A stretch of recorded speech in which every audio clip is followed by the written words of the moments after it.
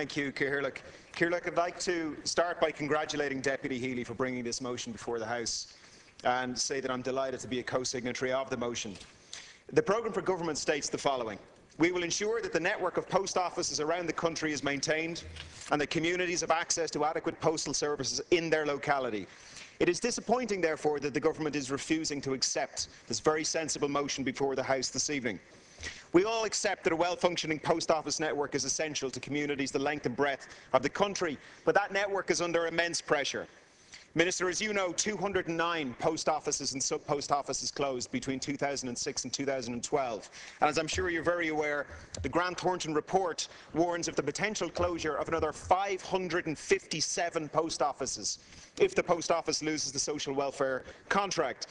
Now, Minister Rabbitte last night said that there are no plans to shut down further post offices, and this is welcome, but it must be backed by action, commitment and policy. Now, we can learn lessons from our neighbours in the UK. Consumer Focus explored the long-term effects of closing post offices in Devon. It found that many consumers now have to take lengthy journeys to post offices at significant expense, that many people in SMEs have to travel long distances to access post office services at considerable cost and time. 60% of rural post offices provided the only village shop. In virtually every instance where the in-shop post office was closed, it had a significant effect on the viability of that shop, and in a majority of cases, Cahirlock, the village shop subsequently closed. Now, I'm sure what happened in Devon is very familiar to deputies here, and I'd like to mention two examples in my own constituency. The first is in Arklow. The arrival of a shopping centre at one end of the town and a large supermarket at the other has put the main street under a lot of pressure. The post office remains one of the reasons why people visit the main street.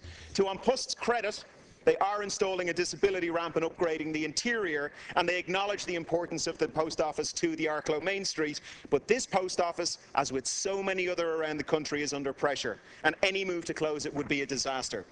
The second example is in Kilcoole. Minister, the postmistress of Kilcoole, Katrina Whiston, was here last night and heard you speak. She said she was shocked to hear you say that people show a preference for on-site provision of service rather than walking to a separate location to conduct their business. She believes you're wrong about this. In her experience, people want to be on the main street. She believes they go to shopping centres because their main streets have been let run down. She believes the post office is the only thing holding many main streets together. As there's no bank in Kilcoole and no post offices in Newtown, Mount Kennedy or Delgany, her post office's over-the-service counter is vital for the local community, but again it's under pressure, and should it close would be a disaster for that local community. So what's to be done? Mail volumes across Europe are in decline. An Post's mail volume have fallen 30% since 2007, so change is undoubtedly needed. But the challenge is to embrace the new without destroying the old.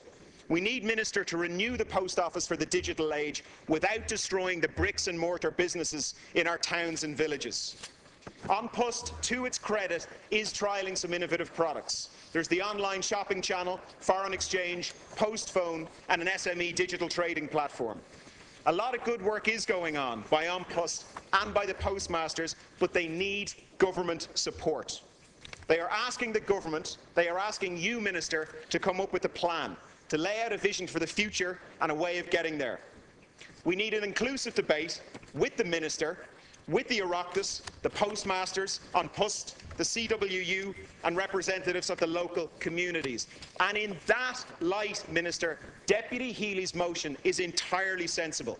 There is no downside. There is no downside to this government accepting the motion before the House tonight.